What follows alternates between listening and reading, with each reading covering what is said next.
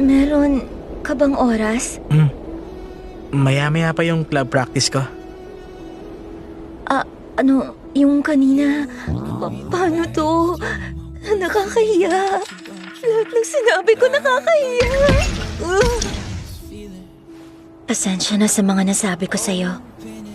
Ayos lang. Kanina kasi, nagulat ako kung bakit may alam ka sa nangyari sa akin nung nasa junior high pa ako.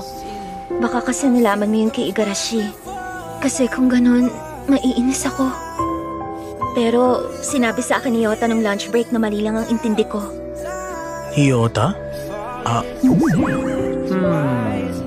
Pumuntang banyo? Ay, siya talaga. Marami akong mali ng pagkakaintindi. Kaya nasungitan kita. May sobrang dami na mga gusto kong sabihin. Pero kahit subukan ko, ayaw mabuo ng mga salita. Habang dumadami ang mga bagay na naiisip ko, lalong naiipit sa lalamunan ko. Lahat ng mga gusto kong sabihin. Hindi ko masabi ang nararamdaman ko.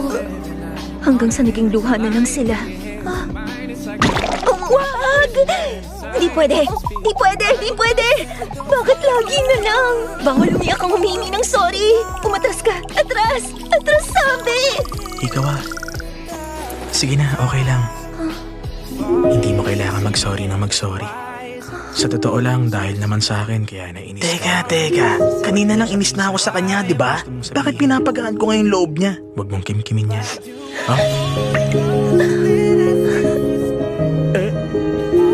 Kapag may mabait sa akin habang naiiyak ako, yung pinipigilan kong luha. Umiyak siya?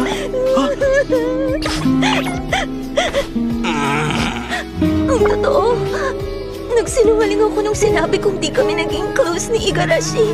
Ang totoo, kabaliktaran. Pero ngayon hindi na kami magkasundong dalawa. Saan ba natin dadalhin to? Kakaliwa tayo, tapos diretso.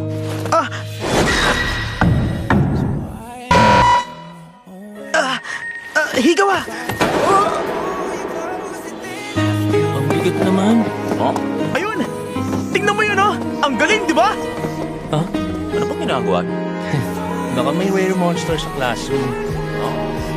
Alam mo, sina Papa nilalaro din. Kailangan mo maglakad para may mahuli kang exercise din yun. Maraming salamat. Ano yan? Yung picture? Yung Pomeranian ko? Tumawa siya. Ang cute niya.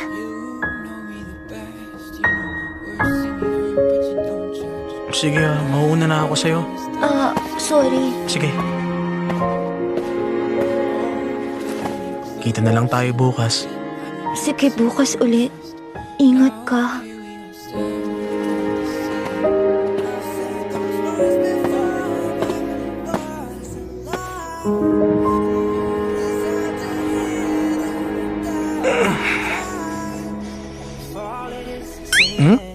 Teka, kung iisipin, ang sabi niya, hindi na raw sila okay ngayon ni Igarashi. Pero sabi ni Igarashi, may tatanong ako sa'yo, Igarashi. May kilala ka bang Higawa? Kilala na Hikawa? Sino yun? Wala namang Hikawa ng junior high pa kami. Anong ibig sabihin nun? Salamat po. Parang wala namang nagsisinungaling sa kanila. Ang totoo, kabaliktaran. Sino yun? Ano kayang nangyari sa kanilang dalawa dati? Bakit ka ba nanghihimasok sa buhay ng ibang tao? Sad. Bakit, Amamiya? May problema ba? Wala naman.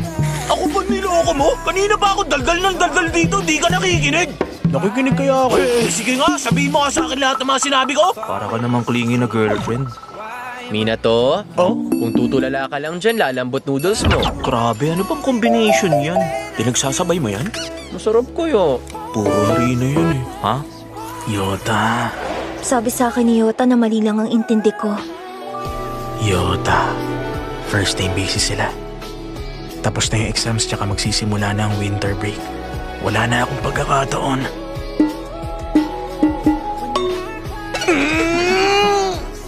Ano naman kung wala? Bigla lamang, nakakatakot. Kung kausapin ko siya pag nagkita kami, ano kayang gagawin niya? Hindi kaya mailang siya sa akin? Lalayuan niya ba ulit ako tulad nung dati? Hindi ko na alam.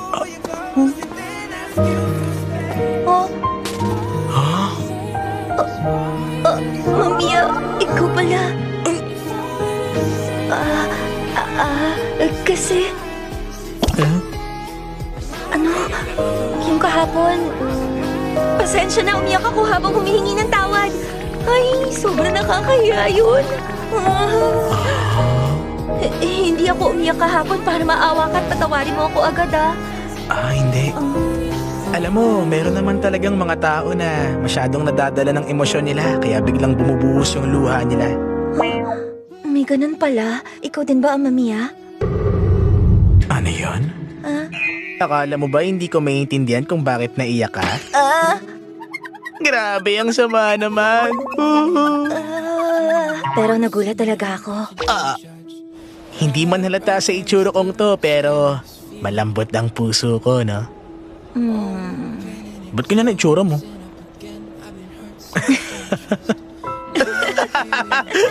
Sama nito.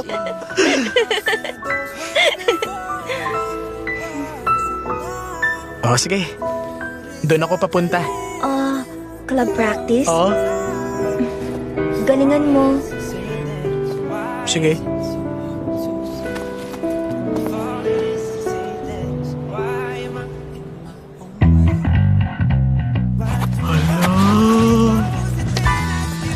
Hala! Hindi ko dapat isipin na hindi ako maiintindihan ng ibang tao o na itutulak nila ako palayo.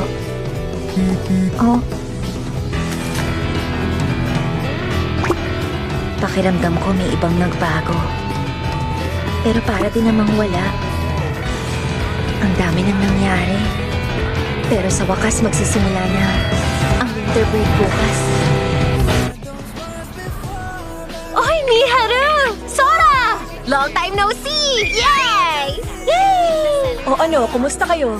Nung graduation ko na kayo parehong muling nakita. Kumusta sa high school niyo? Ayos lang, okay doon, tahimik. Anong balita sa inyo? May boyfriend na ba kayong dalawa? Ako wala, no? Ako din, walang boyfriend. Ang bilis sumagot.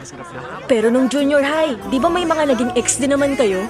Yung pogi nating senior dati, tsaka yung volleyball player sa ibang school. Pero kasi dati pa yun.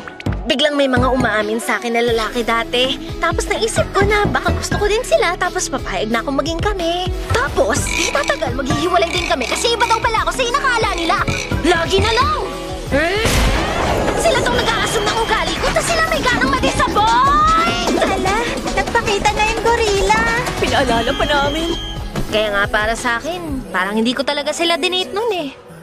Ay basta, sa susunod na may maging kadate ako, gusto ko munang umamin ng nararamdaman ko sa kanya. Pagkatapos nun, tsaka kami magde-date. May nagugustuhan ka na ba? Nobody. Si Amamiya, kaso baka magkagulo kung tatanungin ko yun sa kanya ngayon. Ikaw, Koyuki. Ikaw, may boyfriend ka na ba? Sino ako? Hindi ko kailangan. Pakiramdam ko, hindi ako makakatagal sa pakikipag-date. Kaya nga hanga ko sa inyo, Miharu Sora, kasi ang tagal nyo na ng mga boyfriend nyo. Hay, ano ka ba? Anong hanga ka dyan? May pictures ba kayo? Gusto mo bang tingnan? Sige, mauna na ako. May trabaho pa ako. Kita-kita! Bye-bye! Banding ulit sa susunod! Pakiramdam ko, pinapahirapan ni Koyuki ang sarili niya.